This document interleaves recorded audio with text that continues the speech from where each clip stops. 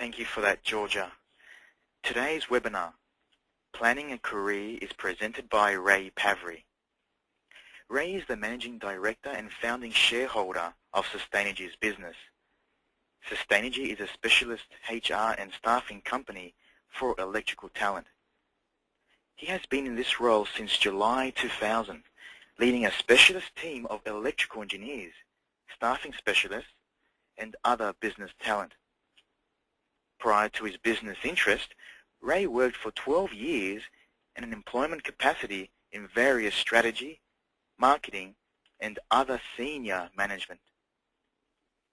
Ray's early business interests were in consulting, commencing with sustainability-related work through Sustainigy, doing this for around 2 years, and some of his clients included BOC Gas, Eraring Energy, and iPart. He reshaped the business to focus on specialist staffing for electrical talent, recognizing an unmet need in the marketplace. Ray's academic background includes chartered accountancy qualifications from Price Waterhouse and an MBA from the AGSM at the University of New South Wales. He has also completed various undergraduate degrees and is a committee member for various professional bodies relevant to the electrical industry. So we'd now like to invite Ray Pavry. Hi everyone, and welcome to today's webinar. What I'd like to do before I start is perhaps lay the, I guess the groundwork for what will be happening in the next half an hour to 45 minutes. The 6 important aspects, I call them the 6 degrees of elevation. I've highlighted them as planning. I guess that's critical. Make sure that you do have one.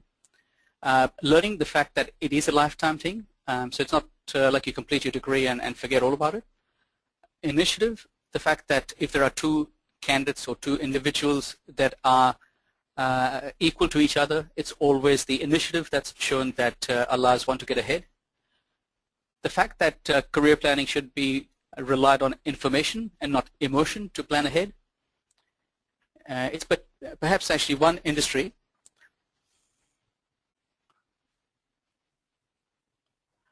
Can everyone see my screen now? Yeah, okay. It was just highlighted that people couldn't see the screen. So what I've been conveying is, I guess, the 6 aspects that I want to put the flag in the ground in terms of what I'll be covering. Presentation, the fact that it's important, and managing the career is personal. The fact that you've got to adopt a sustainable, enduring, long-term avenue through which that career aspiration can be met.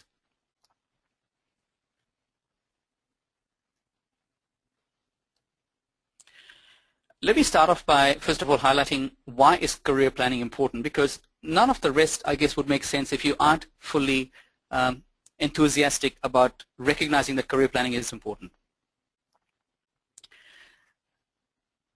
I guess a lot of us, I've tried to relate that to something that we would encounter on a day-to-day basis. A lot of us would be, I guess, at some stage or the other, having purchased a major asset like a house or a car. Georgia, could we perhaps have the poll that I'd like to do on today's participants? How many of you all would have either purchased a house or a major asset and relied on, I guess, what we see to be all of the, I guess, the important aspect that goes in making for a good purchase of that asset? So using web-based research sites, using newspapers, using real estate agencies, discussing it with various people, including those that are close around you, speaking to those that have walked a similar path before. So you'd speak to people that have lived in that suburb, who have lived, I guess, in that street perhaps, certainly doing a lot of homework in terms of what are property values in that street, spending several months planning for it, because real estate purchase, as you know, does take time, spending most weekends, putting aside a financial budget, and purchasing reports, whether they be structural, whether they be, I guess, the rightful ownership, etc. Now, a lot of you would say, look, this actually makes sense, because buying a house costs a lot of money. It can be anything from $500,000 upwards, and so a lot of you would intuitively say, yeah, look, that's what I would do. Now, could I perhaps have people convey to me whether they would be using all or most of these particular aspects when they would purchase a major asset. Georgia, have we had the results? Yes, we have, Ray. 92% have said yes, they have purchased a major asset, and 8% have voted no. Okay. Now, let's actually look at that, relating it to the career. So, if we look at these same aspects and align them against one's career, you might, I guess, intuitively say, look, a house purchase is a lot of money, but when you relate that to your career and you look at an average, let's say $100,000, give or take in the fact that in the earlier years you might earn less, but in the later years of your career you certainly would earn more, which means that on average $100,000 is not an unreasonable amount per annum over, let's say, a 10 to 15 year period. And now you accumulate that, and that starts to add up as an acquisition of an asset, which is your career, no differently to your purchase of a major asset like a house or a car. Georgia, could we do a poll perhaps, I guess, of people to see how many individuals on today's webinar would adopt using all or most of these? So when I say speaking to several others, how many would use mentors? How many would I guess spend several months planning for it rather than on the whim of being dissatisfied one particular day, start looking for jobs and then make a decision 4 to 6 weeks thereafter? I guess how many of you all would purchase information about the company you want to work for? So going to Google, buying reports. I guess for publicly listed companies, there certainly should be a lot more information available. So Georgia, could we do a quick poll of how many on our webinar would do all or most of this for career planning? Sure, I'm just launching it now.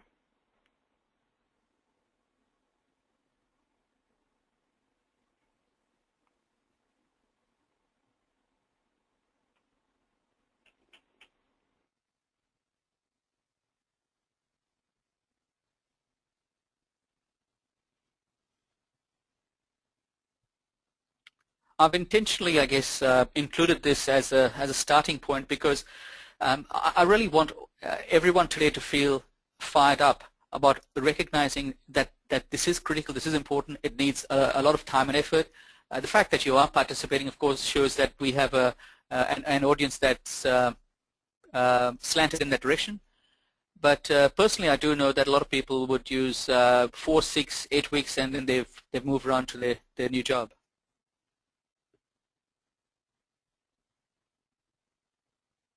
Have we got the results, Georgia?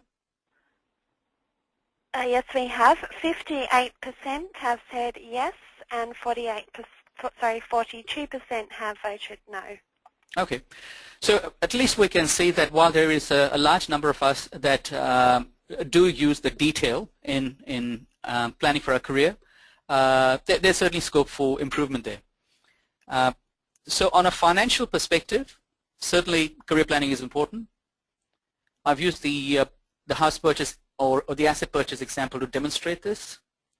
And the question that I ask is, why do we put in so much effort into the one aspect and not in the other when both of them, I guess, financially at least, are very similar? I'm also asserting, I guess, that with around the 8 or so hours per day, a lot of us are spending 1/3 of our life, so to speak, at work. And the fact that you may or may not be in the ideal career of your choice, of course, does affect emotional health when accumulated over a number of years. So with that premise of career planning is critical, is important, let's launch into, I guess, the view from the top.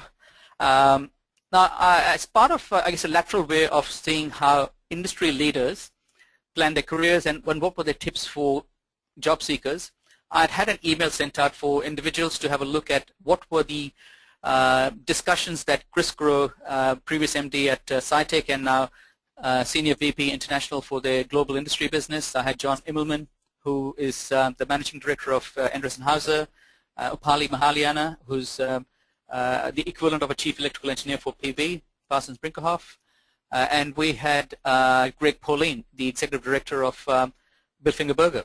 Now, rather than go through what was probably a 15, 17, 20-minute accumulation of their talks, I've actually gone through and done a set of learnings from each of them.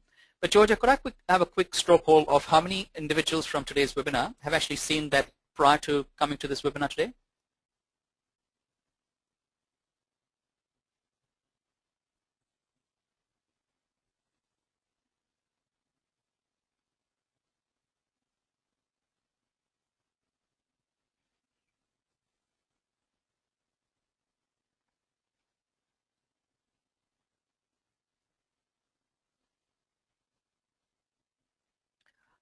Of course, if anyone hasn't had a chance to look at this before coming into today's webinar, either contact Georgia or have a look at your email that we would have sent earlier, which would allow you to have a look at that at your own time.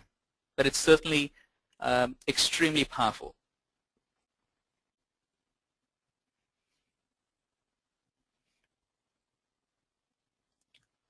Have we got the results, Georgia? Yes, there's still a few more coming in.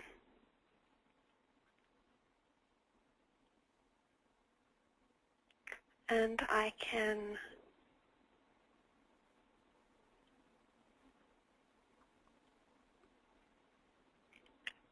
and there are the results there. 57% have viewed the presentation. Sorry, what was that again, Georgia? 57% have viewed the presentation. So we've got at least half that haven't. Now, rather than go through these presentations now, because as I said, they accumulate to about 20 minutes, they are available. But what I would like to do is perhaps go through the learnings that I've been able to bring through from the presentations done by Chris Crow. The individuals, the people on today's webinar that have looked at this would recognize that Chris Crow said in his earlier years he was presented an opportunity to get into sales. Now, that was at a very early stage in his life. He grabbed it. My assertion is when opportunities do present themselves, you've got to go for them. Ensure the decision to join the company aligns with a pre-planned career path. Don't just join the first company that comes along, was another assertion that Chris had made. Having a view of where you want to go is critical, is important. Relating that to your strengths and inherent expertise. And while I'm going through this, you will see that within my presentation, a lot of, I guess, what's encapsulated by industry leaders will come through in terms of the 6 strategies for career success. Researching companies you wish to head to, do what you feel passionately about was what he brings through in his talk. And he did assert also that you can learn a lot at some stage in your career from working in a large multinational. The next one was John Immelman from the MD at Enrison Hauser. His assertion was that within, I guess, the electrical engineering field or within what's a professional background, having a solid technical base is certainly critical. Having a plan, and we can start to see the trend here, you're not going to head anywhere like a ship captain would if they did not have a plan in terms of their voyages. I guess certainly that's going to be difficult if you don't have a plan. Finding a company or organization that allows you to explore the plan you wish to put in place. Be involved in continuous formal education. Working hard was, I guess he certainly used work ethic in saying those that are the champions do what's above and beyond the call of duty. Ensuring the plan has balance, and it's certainly something that John has asserted. And depending on the circumstances, the fact that plans can change, and you need to accept the fact that plans can change, but you must have a plan. The next one was Greg Pulley, and his assertions were he had some mentors who in his earlier years pushed and pulled him in the right direction that he wished to head to. He mentioned he had the opportunity to work on a 278 or a very large megawatt power project, and as a young, I think he's a 25, 27-year-old, he grabbed the opportunity that came up. He had the opportunity to go overseas and took on a lot more challenging projects early in his career. I guess one of his other assertions was the fact that he worked with a wide range of people and organizations. Because in the scheme of things, as you're going up the career ladder, you certainly will meet a variety of individuals, a variety of ethnicities, a variety of, I guess, just different people. And the more you throw yourself into that earlier in your career, the better it will be for you. And the last one was his assertion that the electrical engineering degree is a great thing to have. The final speaker there that we had was Upali, and Upali's assertions were paying attention to detail, being a strong communicator, and that's both listening, speaking, and in addition writing and getting the information before, I guess, making a persuasive case to move forward. And the last one was the fact that having a professional qualification helps get the recognition from your peers and will certainly enhance your career prospects. So having gone through that, let's now go through the 6 strategies, ensuring that you do have a plan. In terms of what is career planning, my definition of that is relating the stock. It's almost like an inventory of what you have with the vision of where you want to head in light of the circumstances you're facing. And these 3 things, I guess, have this fine balance of tug. So it relates to the skills that you have, where you want to head, but it could be that you have headed off on a particular path. You've had young kids, and so the length of time during which you need to achieve that might just need to be elongated. So the circumstances you're facing may certainly need to tie in with your career plan, otherwise it's not going to be sustainable. Now, it's easy to say taking stock of yourself, but what I've tried to do, and after my presentation we'll indicate to you where there are certain templates, a template of taking stock of yourself, a template of I guess other aspects within the seminar which you can use later on after the presentation's been completed. In taking stock of yourself, I'm suggesting know your own personality and your own interests. What do I mean by that? Have a piece of paper and start writing down.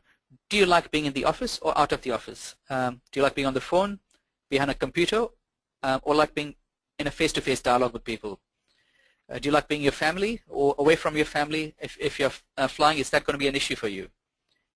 In a technical, hard-skilled area, or being associated with softer skills like training and development, with the ability to move overseas or not?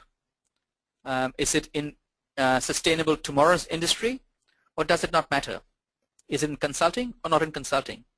So you can see that there are a lot of choices, and I guess it's almost like a scale of 1 to 10, where 1 is I dislike it immensely, 10 is where I like it a lot.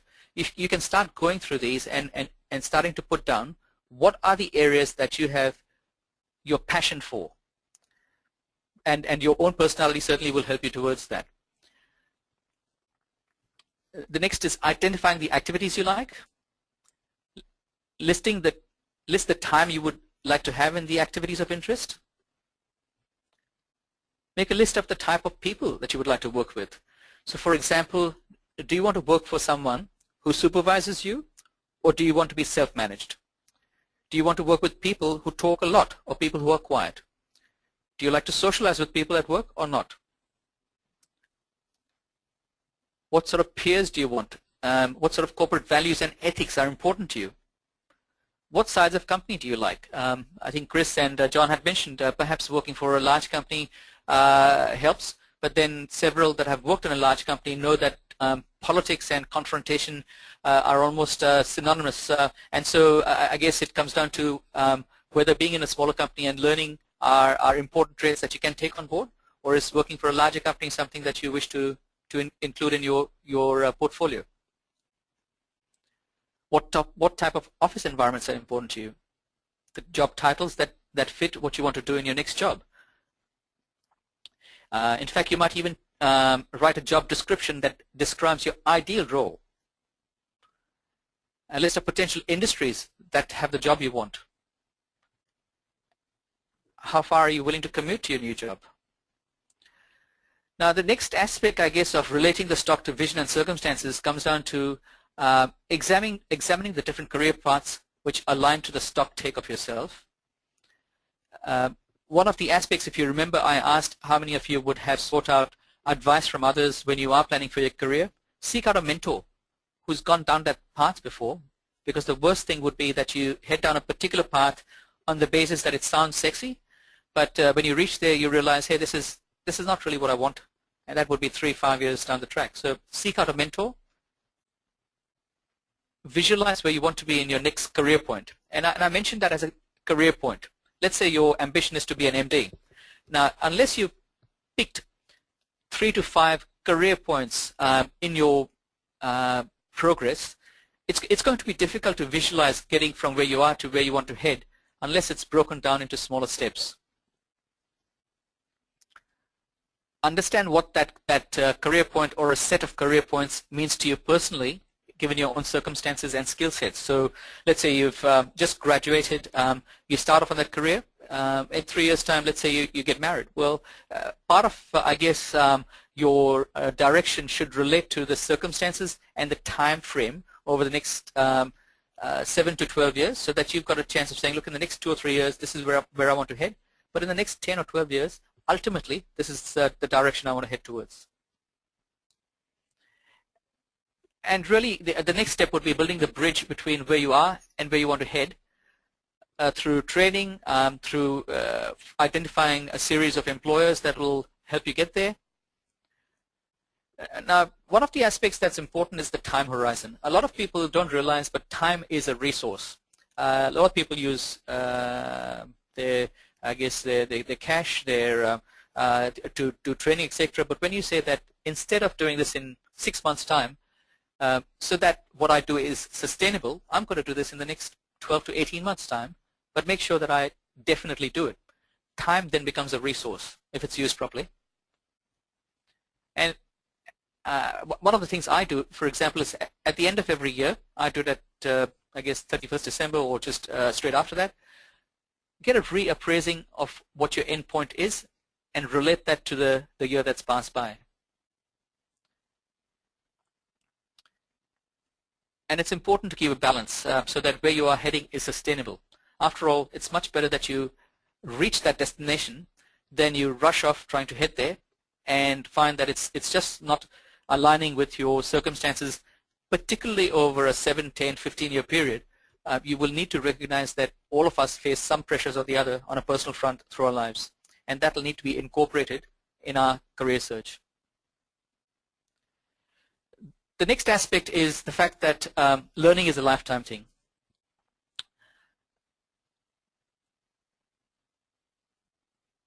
Now, while several of us may have a starting point of a degree or a technician or a technical background, I'm suggesting that those that are doing the degree should spend 100%. So don't waste your time. Use it effectively. No degree does not mean no career. There's quite a few people such as Bill Gates. You've heard of him, founder of Microsoft. He was a Harvard dropout, and he came up with this operating system for computers. Michael Dell stopped going to school at the age of 19. His assets as of 2009 were worth $12.3 billion, and Henry Ford. So what I'm suggesting is learning is a lifetime thing. It's not the fact that you either have done a degree or not, but the fact that you continue to do that throughout your life is important. Certainly, I guess if we look at what was recommended by some of our expert speakers, if you can do further qualifications, great. So CPNG or RPEQ, if you have an opportunity and your company sponsors you, go forth and do it. The last point that I'd like to make out here is, irrespective of where you are at, the gap between where you are and where you want to head could be bridged with time, as I said, relevant training, whether it's on the job or academic, and work experience accumulated for whatever source you can get, and a desire to get outside your comfort zone. So for example, in the earlier years, communicating with people was very important to me. I joined a variety of Toastmasters clubs. I made it a point to listen to my own presentations and try to readdress, I guess, the way I could redo them in future. So the work experience could be accumulated from sources outside of work as well. And certainly getting outside your comfort zone is the only way to bridge that gap. The third aspect that I talk about is initiative. It's impossible to get ahead if you don't take small experiential risks. And this can be at your own company. So I'm not suggesting throwing the baby out with the bathwater, there's no reason why career progression cannot happen at the company at which you are at by taking small experiential risks. I remember when I was working for one of the large US companies, the CEO at that stage had encouraged a lot of people in the back office to go out in the front office and do sales for about a week, just so that people could get a chance to understand what it was to look the client in the eye, and then that enabled all of the back office to jump hoops to make sure that in future, I guess the sales were well supported.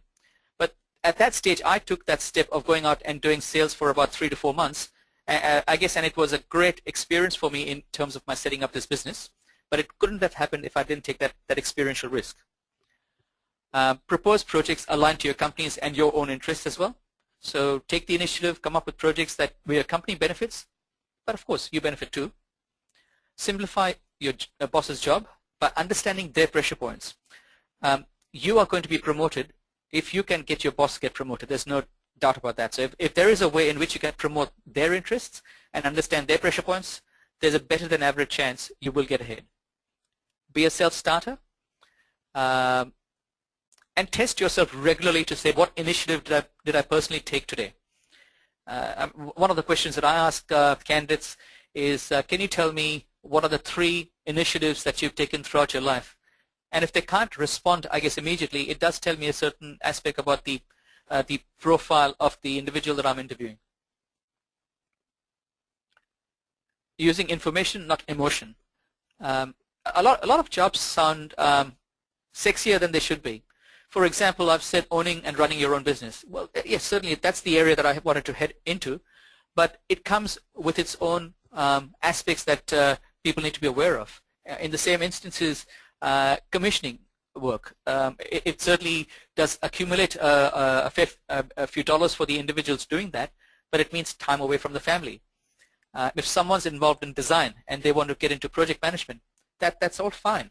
But what if they just haven't been able to adjust to dealing with people, and they're happy doing the design but not haven't built the bridge to reach there? So what I'm, I guess, trying to convey out here is base your decision on information, not emotion. Ask those that you trust, your family, friends, work colleagues. It's not you versus the rest. It's you and the rest in your search. If necessary, get a mentor. Read books, magazines. There's so much information around. And take many risks in extending yourself while you are at your current work.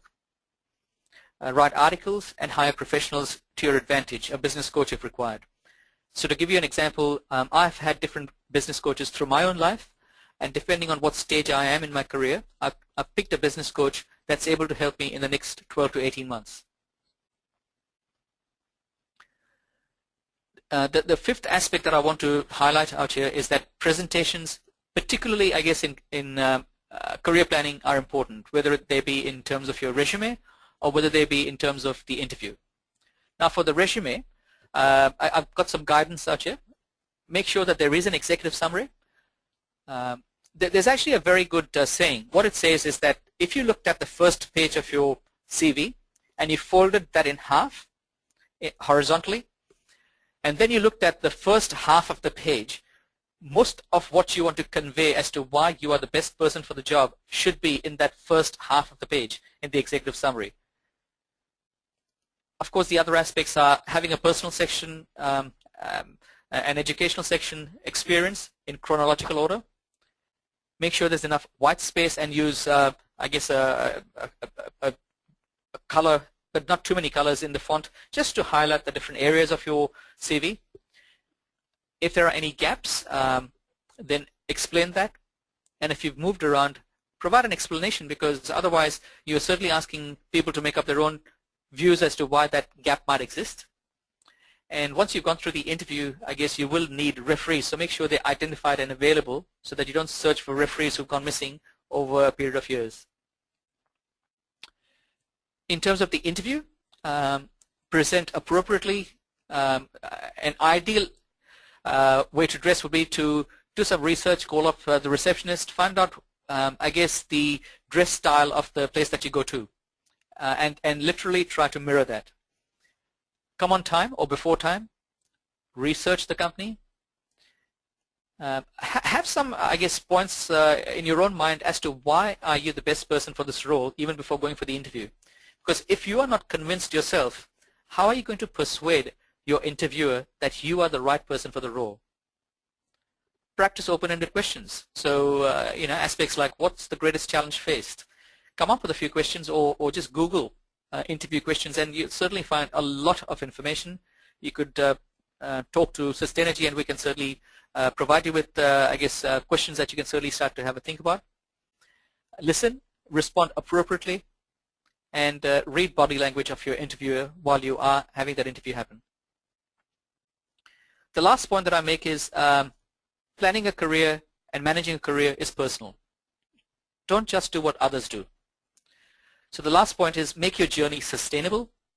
Base it on your plan, not on what someone else is trying to do for you, whether it be parents or peers making a job sound sexier than it is.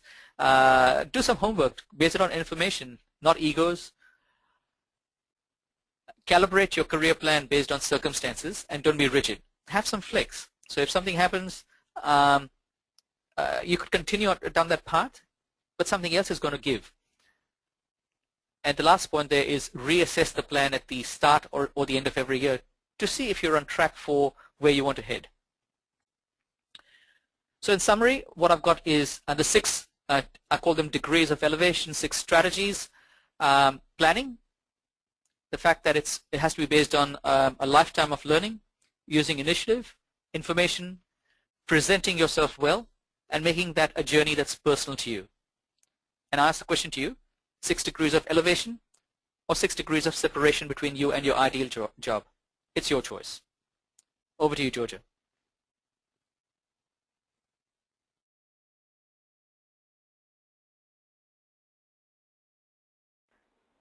Thank you, Ray, for that presentation. We'll now have a short question session for anyone who wants to just send in any questions. If you would like to get on the microphone, just raise your hand as I showed you earlier, and then I will be able to unmute your mic.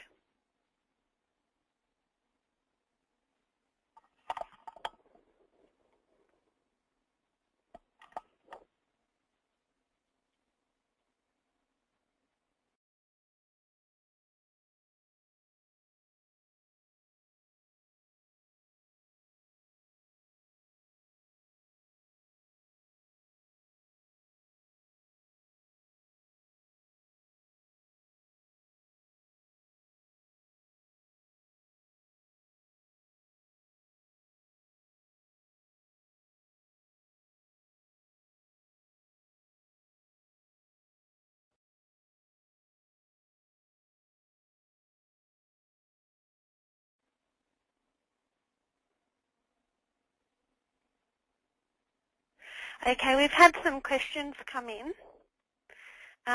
Ray, can you hear me properly? Yes, I can hear you. Okay. The first question is from Ashish. Hi, I am a skilled migrant in electrical engineering. I made my initial entry in February 2009. Due to the recession, I could not get any jobs, so I came back and continued working in the Middle East. What skills should I accumulate to get a good opening in Australia? And how should I plan my career to get a foot in the door? Okay. Ashish, could I perhaps actually ask that while that question is a great one to be having prior to coming to the presentation, were there aspects that you picked up from today's presentation that would highlight to you that, leave alone the circumstance of what might have happened across 2009, you would have had a vision of your wanting to come to Australia for a particular reason, and if you include all of the characteristics that caused you to come to Australia, given the fact that the market is picking up, are you now at a stage where you can continue down the current path? So it's not a case of what skills do I need to accumulate. You already do have the skills.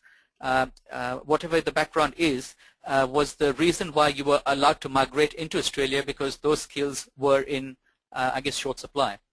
What's important then to, I guess, be a bit flexible in terms of where the job arises.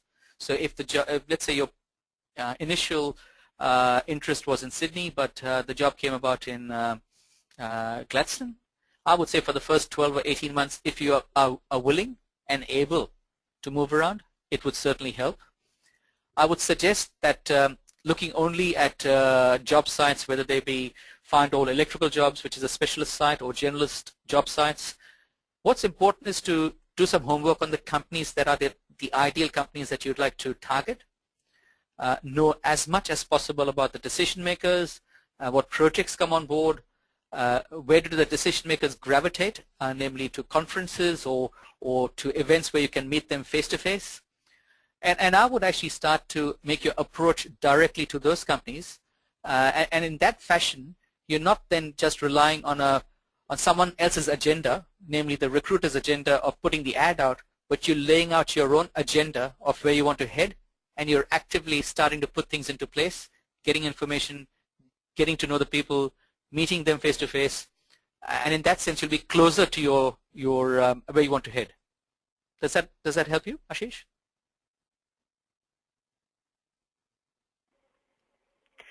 Ray, we've had another question come through. Okay. Ashish says thanks. Mm-hmm. But the next question is from Partha.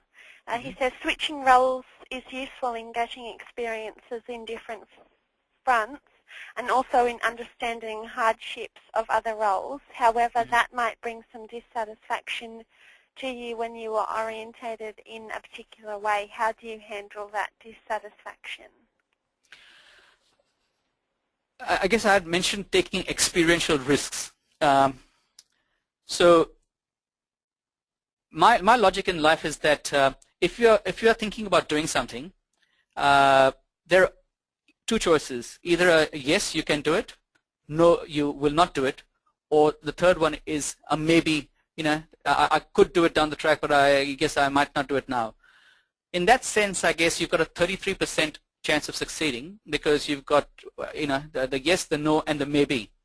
As soon as you've made a decision to convert that into a yes or a no only, namely that you'll either do it or hang on, this is not for me, I'm going to get out, you've improved your probability to 50%.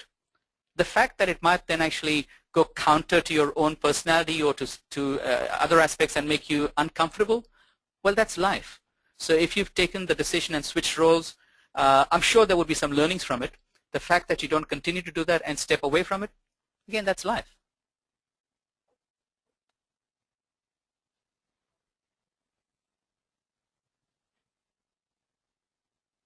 Does that answer you, Partha? Yes, Ray. Partha says thank you. Okay. We're going to continue the question session in our blog site. It's on our www.findolelectricaljobs.com.au. There's actually a blog link on the homepage, and we will fix up everyone's questions after the presentation. But thank you to everyone who has participated in today's event, and if you would like any more information